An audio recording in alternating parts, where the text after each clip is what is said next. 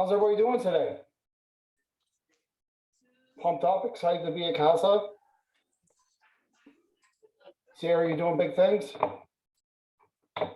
Trying to. All right. We'll give people another second here. You're still popping on.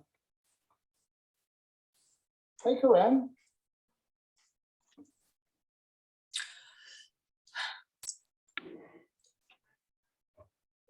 All right, so last week we started group counseling. Everybody remember? Anybody remember key points? And print it out. I'll give take home.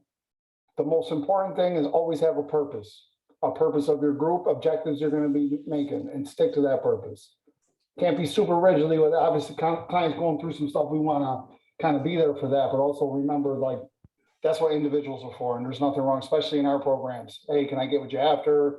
We'll talk about this later if it gets too much. If someone starts monopolizing, the goal is not to kind of turn your group into an individual. It's a different kind of therapy. So this week, we're basically going to cover some basic skills for group leaders. So some specific leadership skills, active listening. Does everybody know what that means? What about reflection? Jess, you got an example of reflection? Reflection with a twist is my favorite therapeutic school. It's a little sarcastic. Yeah. I think you would like it too. You know what I mean? Reflection is repeating back to them in a certain way. I understand that you mean, and just repeat what they say. Yeah, similar to paraphrase or summary, kind of reflect. What about reflecting through actions? Has anybody ever done this? Like kind of like showing through something, like the way we might do consequences with a conjoint. It's not necessarily rubbing in the face, but kind of reflecting where we're at. And it's kind of that same skill in that group setting where what the person's saying, whether the reflection with the twist would be kind of like using that reflection and add it on, or this could happen. And it's meant to, the best story I gave is, I had a client in Rochester that he was at the homeless shelter and he got thrown out for busting curfew. And he had also had a positive screen at the same time. And he was denying use. And he was telling me that he got kicked out because he's a sleepwalker. Are you guys seeing all my stuff right now? I forget that I'm screen sharing. He got kicked out of the program, or he broke curfew because he was sleepwalking, and it was bold. So my reflection with the twist was, I was like, well, it sounds like you might have a problem with sleepwalking. And then my twist was like, maybe you drank alcohol when you were sleepwalking too. And I definitely was trying to be a little bit funny, and he caught that, and then he finally owned his use, and it was a good time. So that would be the reflection with the twist part, where I put it back on with him, but also add on a little something more to kind of emphasize a point, whether it be a discrepancy or something else. Clarification and questioning and summarizing, which is similar to paraphrasing, but summarizing is more in client's own words. So what about linking? Point out similarities between or among members' concerns or experiences. So like, anybody ever done that in group setting where, hey, such and such, yeah. It's kind of, we do it's almost a natural thing, I think, when you're doing a group for that. I mean, that's the purpose of group.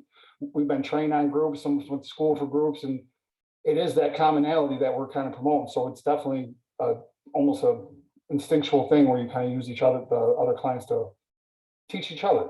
Mini lecture and information given. This one I think is important. Make it interesting, making it relevant, make it short, and make it energizing. Make sure you have current, correct, and objective information. And I say that it's important with the mini part because obviously if we're doing an education group, like on kind of like the physiological effects, that's a different thing. We're kind of got a teacher hat on in those groups. And the other ones, we should not be taking a pulpit, and we shouldn't be like giving a long lecture. That's not what the group's about. We're throwing topics out, and we're trying to meet goals, and we're trying to like elicit clients' own responses and feelings and thoughts. Sometimes they're not exact translation, but okay. Other leadership skills: be encouraging and supporting, tone setting, modeling, and self-disclosure. Self-disclosure. What do we know about this? Because this is something worth talking about. I'm gonna look for a new. You want to make sure with self-disclosure to relate to something that they're saying, but not to then make it about you. So, and to go too long about it.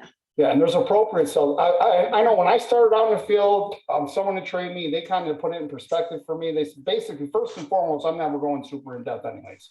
I give the example a lot. Like I might tell clients that I'm married and got kids, but I'm not gonna go in there and tell clients that I got in a fight with my wife last night or Right. going through some shit, because that's personal information.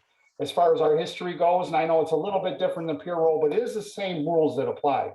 I had this conversation with Chelsea, because on the way out with Nanette, I mean, I purposely wanted to drive her out there because I kind of wanted to let her know where she was at with us and that this was another chance. But I also did self-disclose some of my history, and the counselor that taught me was like, if it has to have a therapeutic purpose, if you're going to be self-disclosing, like there has to be, it can't be about me. It's not about like, oh, I did it, so you can do it. It's not, I was just kind of trying to relate, let her know life is hard. And again, I didn't go all into detail, but I did just give her enough to know, let her know I know what she's facing and how serious it is. And that we're basically just, in this case, we're giving her another shot at Willow House, but like, even though it was a great positive conversation, there was an undertone of like, you are kind of getting to the end. Thankfully, we had this other program we could put you in, kind of shit, you know what I This mean? doesn't matter. Use of scanning for nonverbal cues when you're talking to members, and I know that you can pick whether you're making someone uncomfortable, whether some maybe kind of like withdrawing or offended by someone says. So looking for those nonverbal cues in a group is very, this group says is very important. I'm not sure which way it went. That's Craig. Is that Craig? Can you just mute Craig? Get out of here. I don't know what's going on. Thank you, Chelsea. Getting members to look at other members and drawing out other members. What's drawing out mean? Anybody know that, Scal? The definition? Barb? With your MSW working there? Huh? What you got? It's basically bringing someone into the conversation if they're like not engaging themselves. It's pulling them in. Yeah, it's a skill, isn't it? And it could be a lot. The member could be shy, member could be oppositional, member could be pissed, you know what I mean? Whatever it may be, we're gonna have to maybe switch tactics of drawing out, getting participate. And we don't want to overdo it. We're not gonna force, but Jess, you gave an example last week of kind of that uncomfortable silence. That's can be part of drawing out at times too, or just calling on directly. That's another thing. If there's an element of group, when I'm doing a group that obviously I'm not going in circles around, but say we're getting towards the end and we're drawing out the conversation, I ain't heard from a couple people, I'm gonna call on them straight up. And I try to make it like light and funny, but just something. What's your thoughts on this? I'm cutting off members. That sounds rough, doesn't it? I mean, we want to be like good therapeutic helpers, and we don't want to cut someone off when they're talking. Do we, Schuster? But we have to sometimes in group, because they be monopolizing and they be going off topic and they start glorifying at times. So we kind of got to cut off. And again, it doesn't have to be a rude thing. You kind of just be like, oh, that's looking, maybe that's something outside a group, or hey, can we hear from this person because we haven't yet? You know what I mean? So just kind of, that's the skill set to use too. Use of voice to help set the tone, use of voice to energize the group. Use of the leader's energy. We talked about this last week when we were talking about the grief and loss. So like, obviously, like I try to energize a group. Some of our groups with a little more serious note, that might not be the appropriate like approach, but there's still an element of the energy we bring to the table and how we shape that. Identifying allies, members who understand the purpose of the group and likely to be helpful. Usually your allies, they're going to be in your core members, and they're always good to kind of get on board. And especially in our programs, as we get new people, constant flips, that they also help in the long term, I think. Peer liaisons would be allies in most cases, unless we're using it for our own devices. But if it's a good member of the community, that's how we do it. All right, focus in a group. Has anybody heard this term before?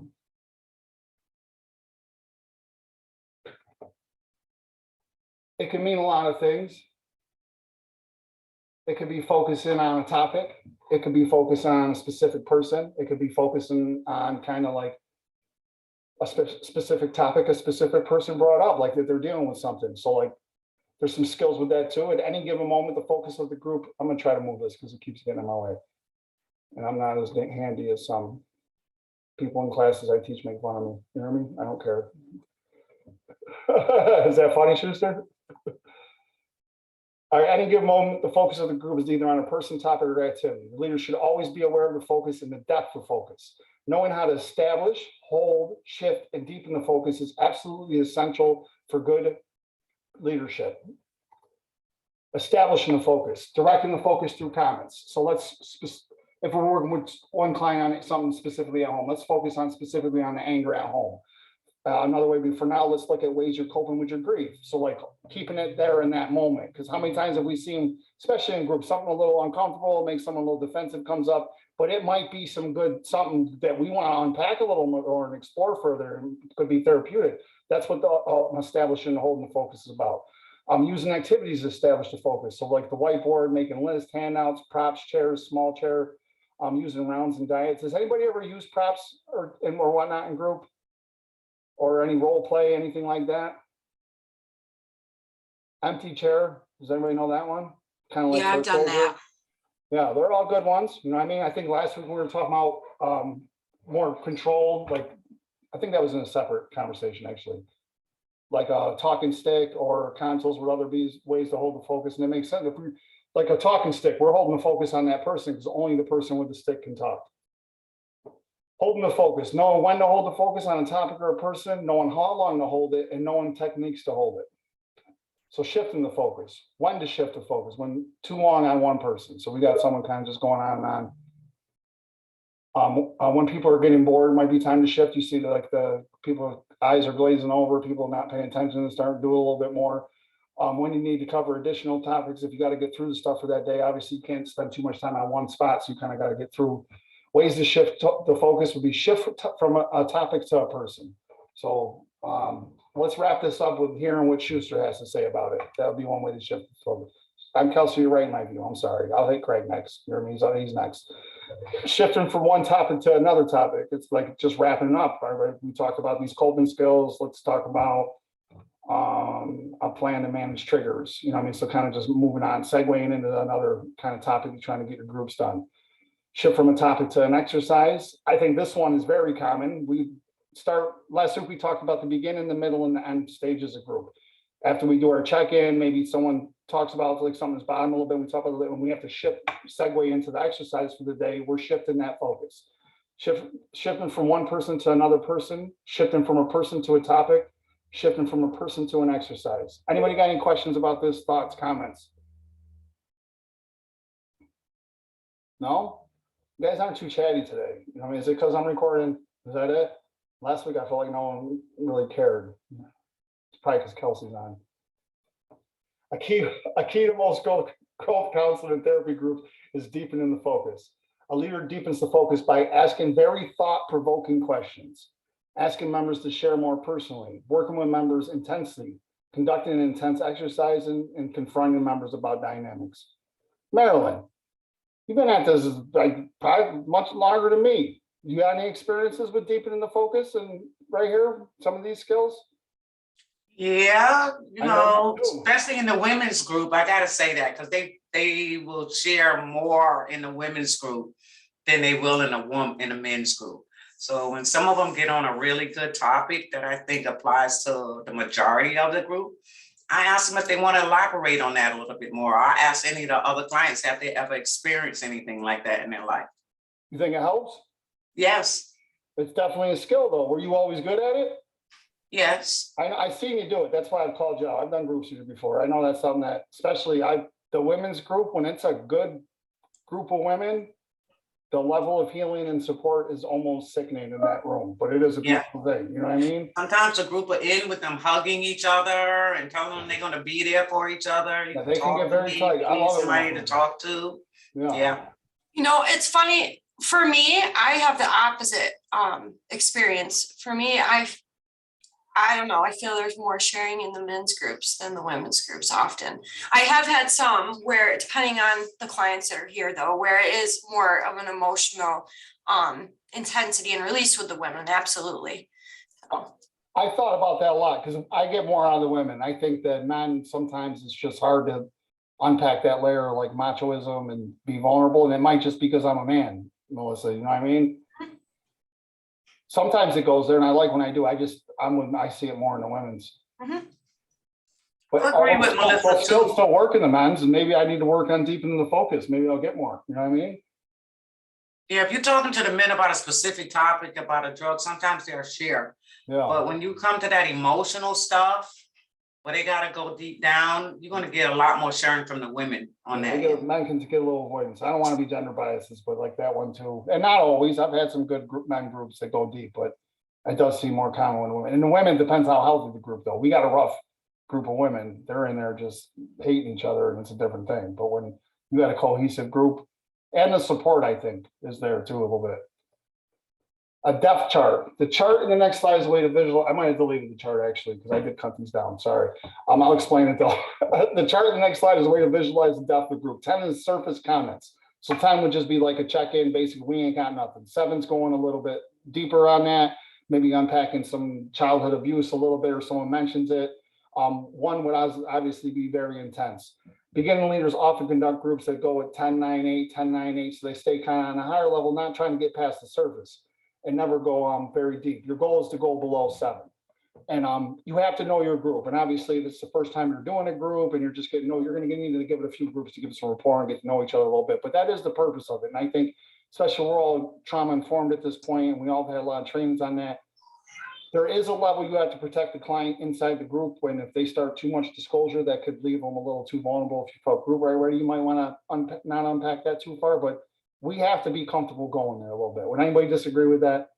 I think sometimes when we hear something, we automatically want to shut down, but that person sharing that because they need to in that moment, at least that's what I believe. So I think it's important to know that like that's what we're supposed to do. I mean, obviously it goes with your group purpose and the goals. Again, I'll use like a psychoeducation group. That might not necessarily be appropriate, but we're doing a clinical group, process group, and something comes up, and I think we have a reflex to try to we don't want to say nothing wrong, right? So we kind of want to like get past that. And it's almost like a reflex. We got to like learn to chill that out a little bit and ask some exploratory questions. And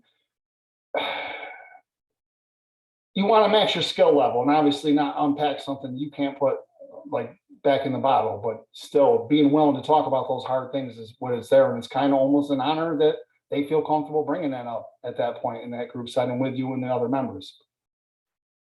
So I did delete the chart. I'm sorry. I had to slim it down. If you guys don't know, these next 3, the one last week, this one, and the one next week, this is a condensed version of a 15 course class I recently taught. So I think I did pretty good.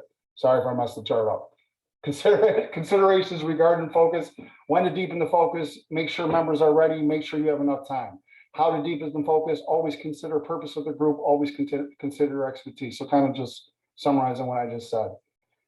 Knowing how to get, hold, shift, and deepen the focus is key to group leading. Anybody got any questions about focusing before we move on? All right. Cutting off and drawing out. Counselor skill? Group counselor skill? Yeah. Got to keep some kind of order. Got to make sure everybody, we need a group note. So we got to draw out everybody to say at least something so we can put it in our note, right? Huh? So cutting off, one of the most important, if not the most important skill when leading groups is being able to cut off members. That sounds harsh, doesn't it? Other terms for cutting off are blocking or intervening. Do we think it's too harsh? We work with mostly severe clients with some co-occurring mental disorders that can kind of impede on others. Is cutting off a very important group skill in our setting? Yeah, I feel like if you do it in a way that's respectful, most of the time it's not too much of an issue and they understand and the other group members feel relief, because if you let someone go on and on, they get frustrated and they're not listening.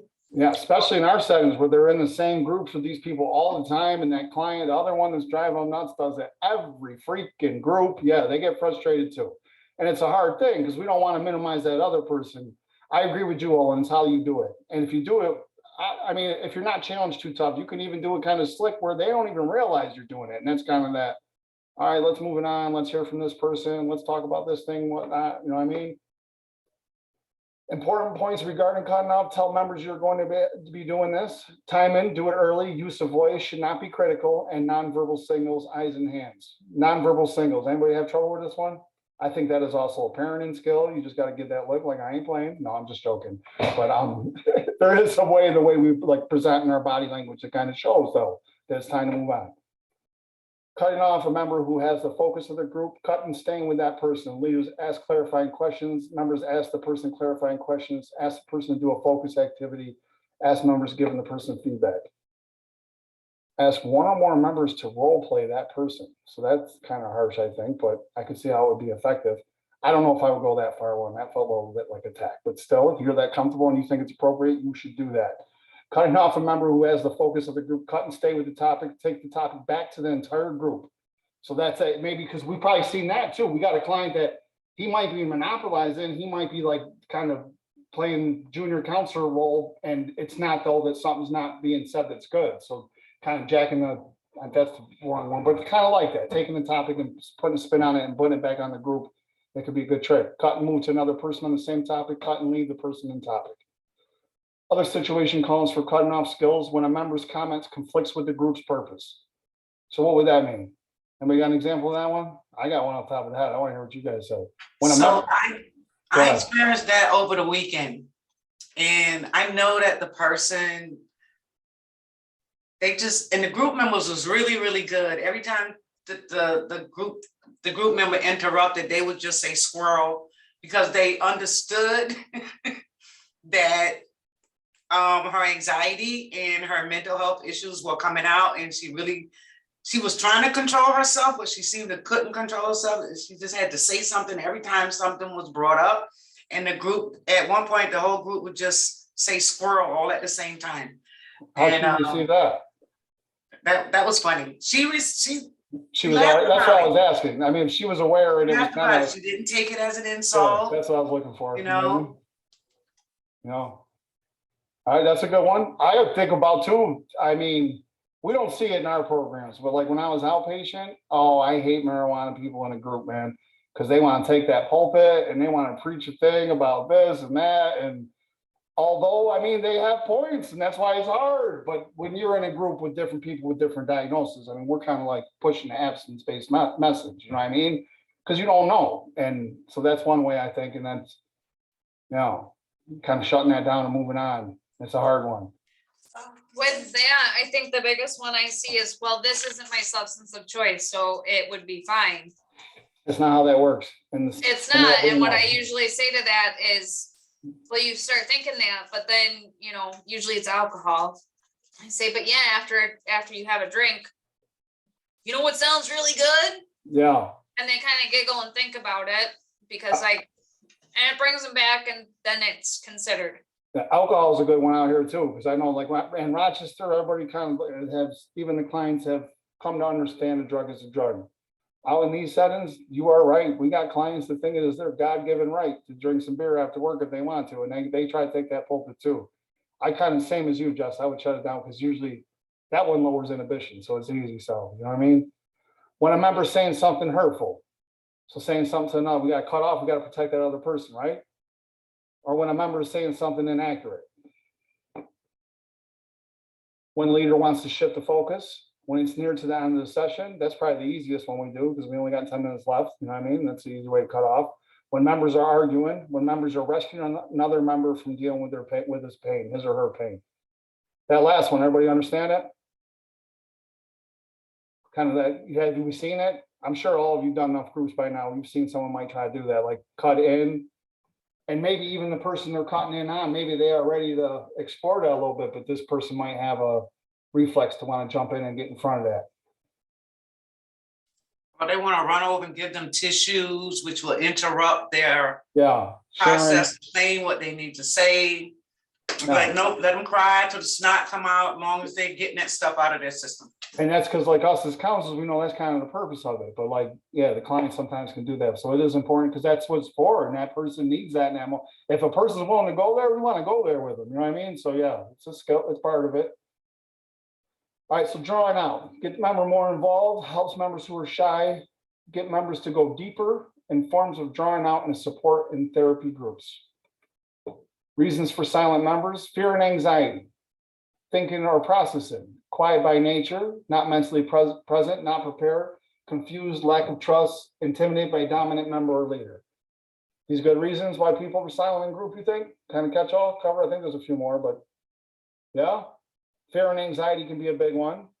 Thinking or processing. I think that worksheets are good for that when we're doing like, I don't like the worksheets to death, but they definitely are part of our process. And I think for that one specifically, it's good to give, some people need a minute to think and they want to give a articulated answer. So they're not so quick on the spot. You know what I mean? quiet by nature, not mentally present, not prepared, confused, lack of trust, intimidated by dominant members or leaders.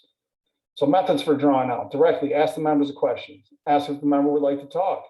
Delicately use a voice is key, and our attitude as a leader. Techniques for drawing out: use of dyads. Everybody knows what dyad is? Kind of when you break up into pairs or small groups. Use of rounds, it's a little more intimate, and then come back and discuss the topic as a whole. Has anybody ever done that as a group? In one of your groups? It can help if it's like having trouble getting them started, and that one can. It's just a little more, 2-3 people, it's different than sharing in front of 10-15, you know what I mean? Use of rounds, use of written exercises, use of eyes, and use of movement exercises. Cutting off and drawing out are actually two of the most important skills in group leading. The leader's voice and attitude are very important with each of these skills. All right, so exercise. When we talk about exercise in a group, what are we talking about? We're talking about like jumping jacks? It could be, Tim. Well, it might be, but like that'd be a different thing. That'd be like one of the ones before as a tool to get the blood going. Go ahead. Your mic's off.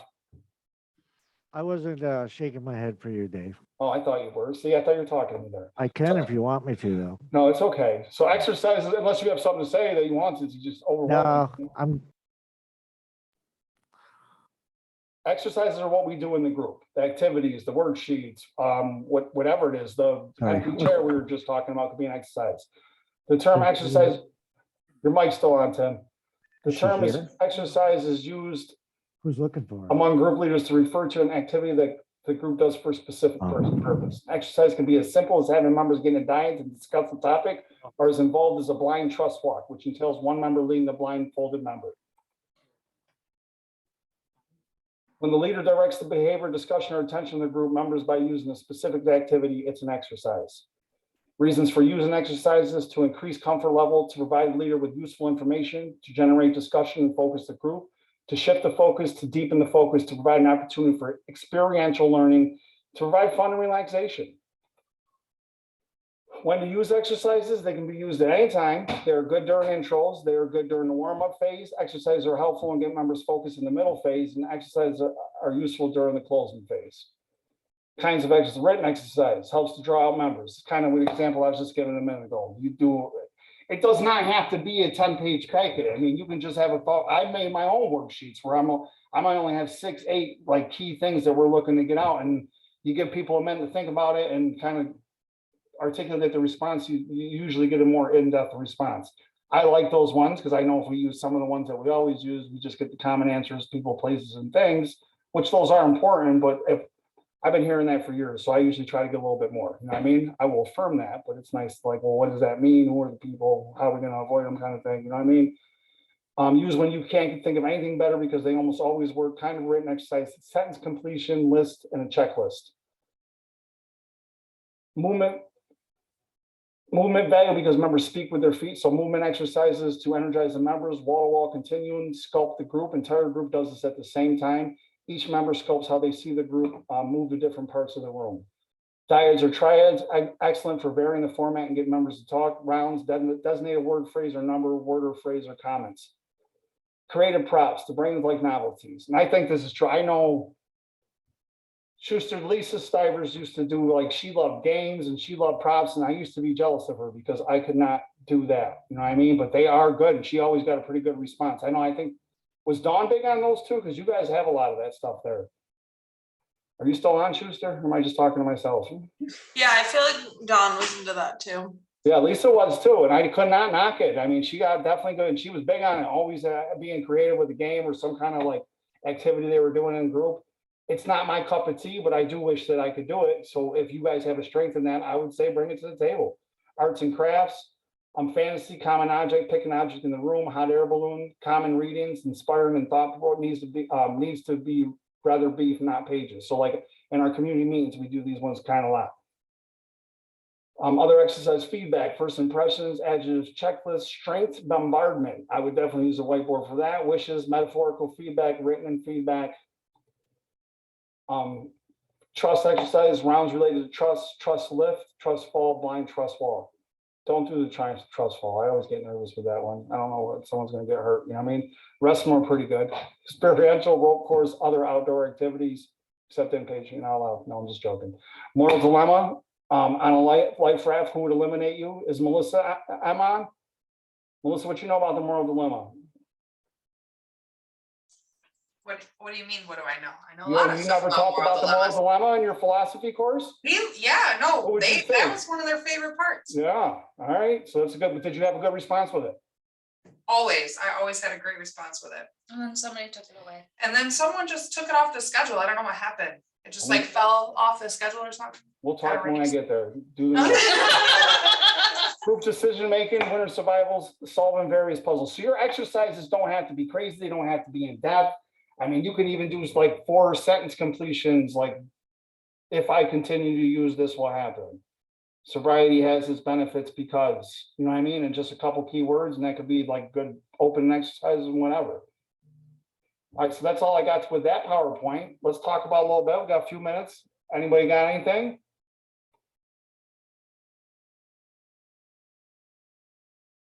No, not very chatty today. You know, I was hoping for these training videos. I was going to get more in-depth conversations. Nothing. That's it.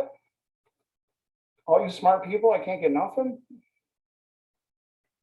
Don't make me call. Melissa wants to know what you're looking for. Like, what are you looking for us to talk to you about? I was just thinking the same thing. I mean, what you use in group, would you have any questions about what was discussed, holding the focus, shifting the focus? One Any activity experiences? I've done, that gets them up and moving is the privilege walk. Oh, Just- yeah. Yeah, they really, usually most of them respond well to that, and it's visual, they're up moving, and it just shows how, you know, addiction doesn't discriminate, really, is the basic message. Can you explain it quickly? Rundown?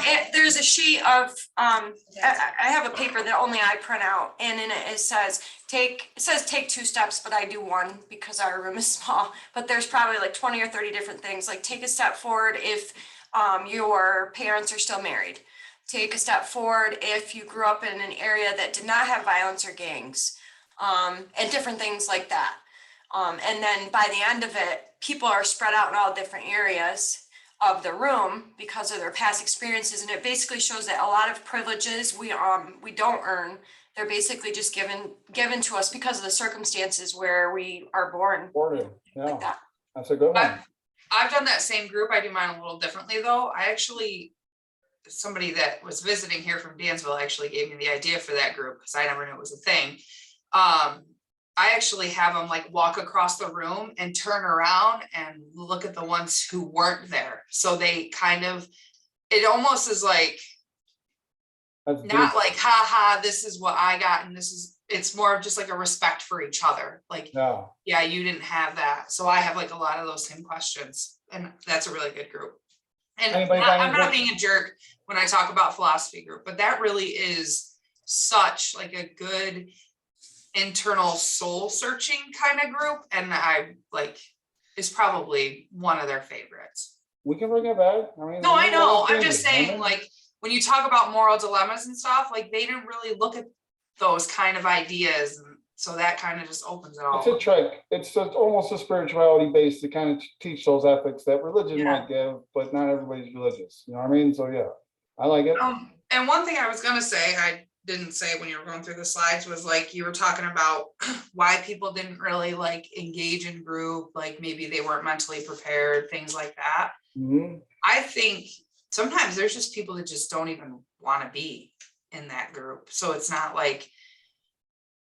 that they're not mentally prepared, they just don't want to be in it anyways. So I I did asked, a like, group training, I'd say a couple years ago, and the speaker said something that resonated to me. Well, I do not negate it might appear like that, but it is our job to figure out how to engage that person, not just chalk it up. You know what I'm saying? And right. also, don't get twisted. I mean, sometimes they present like that just so they won't call them. You know what I mean? Uh-huh. I think there's different tricks with it. I think it's always good to like not make it a huge deal, but slowly. That same thing you're saying, client sticks it through. Are they like that the whole way, or they end up usually opening up more? You know what I mean? They open up. So Sometimes. it's about kind of trying to adjust ourselves on how we're going to reach that person. You know what I mean? And like what we can do. And maybe that if you have one, if you definitely have 2, maybe that's time to introduce one of them activities like you guys are talking about, or a game. I like recovery Jeopardy is always a good one. Anybody got another good game for exercises in group? Oh, you're such a 12. What? Your microphone is on. We heard you talking about us all. You know what I mean? Anybody else got any games? Recovery Jeopardy is one that I've seen used a lot. I think that's always a good time, and it makes it light, but you're also talking about serious things. Anybody other got games that they use as activity? The ladies I was gonna tell, I'll let you tell. I'll let you tell. Oh, we're all fighting over who's gonna tell. The ladies here just did recovery Jenga, and they Alright. wrote questions on there to like get to know each other. It wasn't just specifically based in like their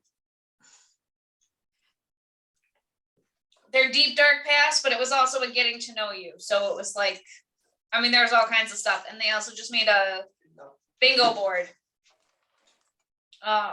with more like getting to know you questions and stuff, not just It was really good. to help form that connection that is so needed. All right, I like it. All right, well, that's all I got today, unless anybody's got more. I'll send an email out again. I seen they got a couple new people on. I'll make sure you get one too. And that's it. I'll see you guys next week. Next week, hold on. Next week, we're doing my favorite topic, and what it's all been building up to is the stages of change and like where to meet clients with our curriculum, making sure that what we're delivering in our group setting kind of fits where the person's at. So like we got a person at inpatient, they've been there 3 days. 2 days ago, they were smoking a gram of crack a day and shooting a bundle of heroin. They might not necessarily be ready to be talking about credit repair and college and all that shit. So it's kind of like meeting where we're at, like being able to identify where the client is at and stage of change and make sure that our group curriculum kind of matches that. And I have a manual for each one of you that I stole off the internet. It's a PDF, but it's a very good one. So I'll see you guys next week for that. Is Have a there good gonna day. be a way to catch up on that one specifically? I won't be here next week. You better log in at home if you want to know. Oh, okay, I'll log in the middle of my daughter's World Robotics No, there will be competition. a way to catch up, Jess, because after next week, I'm also putting all 3 of these videos in the LMS system with PowerPoints and test, because I like it. It makes me happy to test, our knowledge. And I'll make sure I can send you the PowerPoint in the book too, next week. All right? All right, well, I'll see all y'all. Have a good day.